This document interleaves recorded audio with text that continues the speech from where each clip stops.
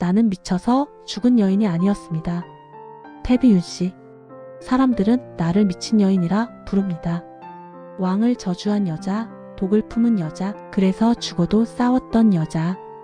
하지만 나는 단 한 번도 미친 적이 없습니다.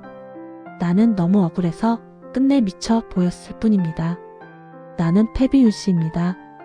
역사는 나를 죄인으로 기록했지만 오늘은 내가 직접 그날의 진실을 말하려 합니다. 내가 왜 싸웠는지, 내가 왜 죽어야 했는지, 그리고 내 아들이 왜 그토록 외로운 왕이 되었는지를. 처음엔 사랑이었습니다. 왕은 나를 웃게 했고 나는 그의 눈을 피하지 않았습니다. 성종. 그는 젊은 왕이었고 나는 그저 평범한 양반가의 딸이었습니다. 윤기견의 딸. 그게 전부였던 나는 어느 날 궁궐로 들어가게 되었습니다. 처음 그를 만났을 때 나는 떨렸습니다. 왕이라는 존재가 무섭고 멀게만 느껴졌으니까요. 하지만 그는 달랐습니다. 그는 나에게 웃음을 보였고 나는 그의 진심을 느낄 수 있었습니다. 두려워하지 마시오. 그의 목소리는 부드러웠습니다. 그렇게 나는 왕의 여자가 되었고 얼마 지나지 않아 왕비가 되었습니다. 젊은 왕비, 사랑받는 왕비. 궁 안팎에서 사람들은 축복했습니다. 중전마마께서는 참으로 아름다우시다. 성종께서 얼마나 총애하시는가. 이제 나라의 태평성 때가 올 것이다. 하지만 궁궐은 달랐습니다. 궁궐의 축복은 겉으로만 화려했을 뿐 그 속은 시기와 질투로 가득했습니다. 질투가 시작되었습니다. 대비는 나를 견제했고 대신들은 나를 경계했습니다. 너무 총애받는 왕비는 위험하다. 왕께서 중전에게만 마음을 두시면 조정이 흔들린다. 저 여인은 왕의 귀를 막고 있다. 그들의 말은 처음엔 속삭임이었지만 점점 목소리가 커졌습니다. 복도를 지나갈 때마다 궁녀들의 수군거림이 들렸습니다. 대전에 나아갈 때마다 대신들의 차가운 눈빛이 느껴졌습니다. 나는 알았습니다. 궁은 사랑을 허락하는 곳이 아니라 사랑을 증거로 삼아 죄를 묻는 곳이었습니다. 그리고 그 사랑은 곧 칼이 되었습니다. 왕의 사랑이 깊을수록 나를 향한 칼날도 날카로워졌습니다. 나는 조심했습니다. 말을 아꼈고 행동을 삼갔고 대비마마께 더욱 공손히 예를 갖췄습니다. 하지만 그것만으로는 부족했습니다. 중전이 지나치게 왕을 사로잡고 있어. 저 여인 때문에 후궁들이 모두 소외당하고 있어. 나는 깨달았습니다. 내가 아무리 조심해도 내가 존재하는 한 그들의 칼날은 멈추지 않을 것이라는 것을. 내가 아이를 낳았을 때 나는 왕비가 아니라 어머니가 되었습니다. 연산, 내 아들. 처음 그 아이를 품에 안은 순간을 나는 잊을 수 없습니다. 작고 따뜻한 생명. 내 품에서 숨쉬는 그 아이를 보며 나는 울었습니다. 기쁨의 눈물이었습니다. 동시에 두려움의 눈물이었습니다. 이 아이가 세자가 될 것입니다. 이 아이가 언젠가 왕이 될 것입니다. 그리고 이 아이를 둘러싼 권력 다툼이 이제 시작될 것입니다. 그 아이를 품에 안은 순간 나는 알았습니다. 이제 내가 싸워야 할 이유가 생겼다는 것을. 권력 싸움의 중심에 내 아들이 있었습니다. 대비와 대신들은 내 아들을 견제했고 나는 그들과 맞서 싸웠습니다. 세자가 너무 어리니 교육은 조정에 맡기는 것이 좋겠습니다. 대신들이 말했습니다. 아니 되옵니다. 세자는 아직 어미의 품이 필요합니다. 나는 맞섰습니다. 중전마마, 세자는 이제 나라지를 배워야 합니다. 세자마마를 어마마마의 처소에만 두시면 아니 되옵니다. 그들은 내 아들을 데려가려 했습니다. 내 손에서 아이를 떼어내려 했습니다. 어린아이를, 겨우 5살밖에 안 된 아이를 차가운 조정 한가운데 세우려 했습니다. 내 아들을 건드리지 마라. 나는 점점 거칠어졌고 목소리는 점점 높아졌습니다. 대전에서 나는 소리를 질렀습니다. 대신들 앞에서 나는 눈물을 흘렸습니다. 왕 앞에서조차 나는 물러서지 않았습니다. 사람들은 그 모습을 보고 미쳤다 말했습니다. 중전마마께서 미치셨다. 저러시다가는 큰일이 나겠구나. 왕비로서의 품위를 잃으셨다. 하지만 나는 미치지 않았습니다. 나는 아들을 지키려 필사적이었을 뿐입니다. 그러나 어머니의 분노를 미침이라 부른다면 이 세상에 정상인 어머니가 몇이나 될까요? 자식이 위험에 처했을 때 침착할 수 있는 어머니가 어디 있습니까? 자식을 빼앗기면서 할 수 있는 어머니가 어디 있습니까? 왕은 점점 나를 멀리했습니다. 너는 너무 과격하다. 너는 너무 많은 것을 요구한다. 이제 그만 조용히 하시오. 그의 목소리는 차가워졌습니다. 한때 나를 사랑했던 그 눈빛은 이제 나를 보며 피곤함을 느끼고 있었습니다. 나는 그것을 알았습니다. 내가 사랑받는 왕비에서 골칫거리가 되어가고 있다는 것을. 하지만 나는 멈출 수 없었습니다. 내가 멈추는 순간 내 아들이 위험해지니까요. 내가 물러서는 순간 그들이 내 아들을 삼킬 것이니까요. 전하, 세자를 지켜주십시오. 전하, 세자는 아직 어립니다. 전하, 제발. 하지만 왕은 더 이상 나의 말을 듣지 않았습니다. 아니, 듣고 싶어 하지 않았습니다. 그리고 나는 깨달았습니다. 이 궁궐에서 나는 이제 혼자라는 것을, 내 아들을 지킬 수 있는 사람은 오직 나뿐이라는 것을. 그날 나는 왕비가 아니었습니다.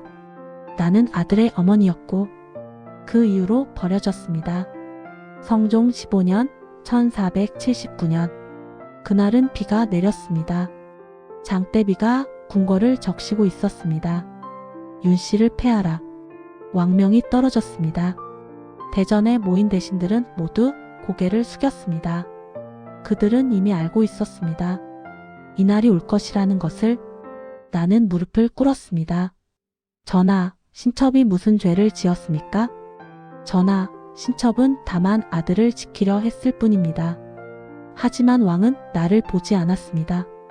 그는 고개를 돌린 채 차가운 목소리로 말했습니다. 경은 왕비로서의 덕을 잃었소. 경은 궁궐을 어지럽혔소. 경은 더 이상 이 자리에 있을 수 없소. 나는 왕궁에서 쫓겨났고 내 아들과 생이별을 해야 했습니다. 그날 내 아들이 달려왔습니다. 겨우 7살, 아직 어린아이가 궁녀들을 뿌리치고 내게 달려왔습니다. 어마마마, 어마마마 가지 마세요. 아이의 울음소리가 아직도 귓가에 맴돕니다. 작은 손이 내 치맛자락을 붙잡았습니다. 뜨거운 눈물이 내 손등을 적셨습니다. 하지만 나는 돌아볼 수 없었습니다. 돌아보는 순간 나는 무너질 것 같았으니까요. 돌아보는 순간 나는 그 자리에 주저앉아 다시는 일어나지 못할 것 같았으니까요. 세자마마, 어서 돌아가십시오. 궁녀들이 아이를 끌어안았습니다. 어마마마, 어마마마. 그 목소리가 점점 멀어졌습니다. 비는 더욱 세차게 내렸습니다. 나는 사가로 쫓겨났습니다. 왕비의 자리를 잃었습니다. 더 이상 궁궐에 발을 들릴 수 없었습니다. 더 이상 내 아들을 볼 수 없었습니다. 그리고 2년 후 사약이 내려졌습니다. 사람들은 말합니다. 내가 왕을 저주했다고. 내가 궁궐을 저주했다고. 내가 독한 말을 했다고. 진실은 이것입니다. 나는 왕을 원망했습니다. 나는 궁궐을 원망했습니다. 나는 나를 이렇게 만든 모든 것을 원망했습니다. 마지막으로 한 말은 왕을 향한 저주가 아니라 내 아이를 부디 살려달라는 어머니의 간절한 부탁이었습니다. 전하, 그 아이만은 지켜주십시오. 사약을 받는 순간 내 손은 떨렸습니다. 하지만 나는 망설이지 않았습니다. 사약을 마시는 순간 나는 생각했습니다. 이것이 미친 여인의 말입니까? 어머니의 말입니까?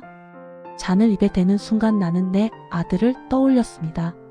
그 작은 손을, 그 큰 눈을, 어마마마라고 부르던 그 목소리를. 나는 죄인으로 죽었지만 내 마음만큼은 어머니였습니다. 내가 죽고 아이만 남았습니다. 그리고 그 아이는 어머니 없는 왕이 되었습니다. 조정은 진실을 숨겼습니다. 중전마마는 병으로 돌아가셨다. 중전마마께서는 편히 가셨다. 그들은 거짓말로 내 죽음을 덮었습니다. 내 아들은 그 거짓을 믿고 자랐습니다. 10살이 되고 15살이 되고 20살이 되도록 내 아들은 진실을 몰랐습니다. 어머니가 사약을 받았다는 것을, 어머니가 왕명으로 죽었다는 것을, 어머니가 패비가 되어 쫓겨났다는 것을. 하지만 진실은 언젠가 드러나기 마련입니다. 연산군 심연. 내 아들이 왕이 된 지 10년이 되던 해, 그는 우연히 진실을 알게 되었습니다. 어느 궁녀의 입에서 흘러나온 한마디. 중전마마께서는 사약을 받으셨지요. 그 순간 내 아들의 세상이 무너졌습니다. 어머니의 죽음을 알게 된 날 내 아들은 미쳐버렸습니다. 사람들은 그를 폭군이라 부르지만 나는 압니다. 그 아이는 너무 늦게 진실을 알았을 뿐입니다. 어머니가 왕명으로 죽었다는 것을, 어머니가 사약을 받았다는 것을, 어머니가 마지막까지 자신을 걱정했다는 것을, 그리고 그 모든 것을 아버지가 명했다는 것을. 그 진실을 알고도 멀쩡할 아이가 어디 있겠습니까? 내 어머니를 죽인 자들을 찾아라. 그들을 모두 벌하라. 내 어머니의 억울함을 풀어드려라. 내 아들은 복수를 시작했습니다. 그리고 그 복수는 점점 걷잡을 수 없이 커졌습니다. 갑자사화, 무사화, 피가 흘렀습니다. 조정이 피로 물들었습니다. 내 아들은 점점 미쳐갔습니다. 아니, 정확히 말하면 내 아들은 슬픔을 분노로 삼았고 그 분노를 제어할 수 없었던 것입니다. 만약 내가 살아 있었다면 그 아이는 다른 왕이 되었을까요? 만약 내가 조금 더 조용히 살았다면 그 아이의 삶도 달라졌을까요? 나는 그 질문에 답할 수 없습니다. 다만 한 가지는 확실합니다. 나는 내 아들을 위해 싸웠고 그 싸움이 결국 내 아들을 더 외롭게 만들었다는 것. 이것이 어머니의 비극입니다. 나는 패비윤씨입니다. 미쳐서 죽은 여인이 아니라 끝까지 어머니였던 여인입니다. 역사는 나를 죄인으로 남겼지만 어머니의 마음만큼은 아들이 기억해 주기를 바랐습니다. 사람들은 묻습니다. 왜 그렇게 싸웠느냐고. 하지만 싸우지 않고 어떻게 지킬 수 있었겠습니까? 가만히 앉아서 내 아들이 휘둘리는 것을 그저 지켜보고만 있을 수 있었겠습니까? 사람들은 또 묻습니다. 왜 조용히 살지 않았느냐고. 하지만 조용히 사는 순간 내 아들은 사라질 것이었습니다. 조용히 사는 순간 내 아들은 그들의 손에 놓인 장기 알이 될 것이었습니다. 나는 선택할 수밖에 없었습니다. 싸우다 죽을 것인가, 침묵하며 죽을 것인가. 나는 싸우는 쪽을 택했습니다. 그것이 어머니로서 내가 할 수 있는 유일한 일이었으니까요. 후회하느냐고 묻는다면 나는 후회하지 않습니다. 다만 아쉬울 뿐입니다. 내가 조금 더 현명했다면, 내가 조금 더 침착했다면, 내가 조금 더 전략적으로 움직였다면 내 아들을 지키면서도 살아남을 수 있지 않았을까?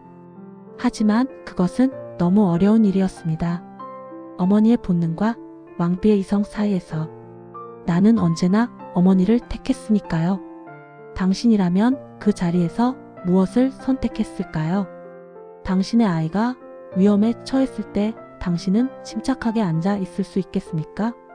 당신의 아이를 빼앗으려 할 때 당신은 웃으며 보낼 수 있겠습니까? 나는 아직도 그 질문에 답하지 못한 채 이 자리에 서 있습니다.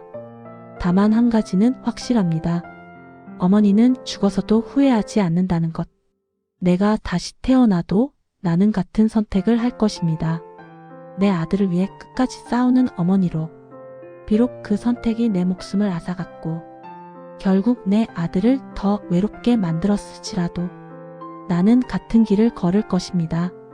왜냐하면 그것이 어머니이기 때문입니다. 역사가 나를 어떻게 기록하든 사람들이 나를 어떻게 평가하든 나는 끝까지 어머니였습니다. 그것만은 누구도 부정할 수 없습니다. 다음 편 예고. 다음 이야기는 아들이 왕이 되기를 바라지 않았던 유일한 어머니. 하지만 그 바람과 달리 아들은 조선 최고의 성군이 되었습니다. 세종의 어머니 원경 왕후에 대해 들려드리겠습니다.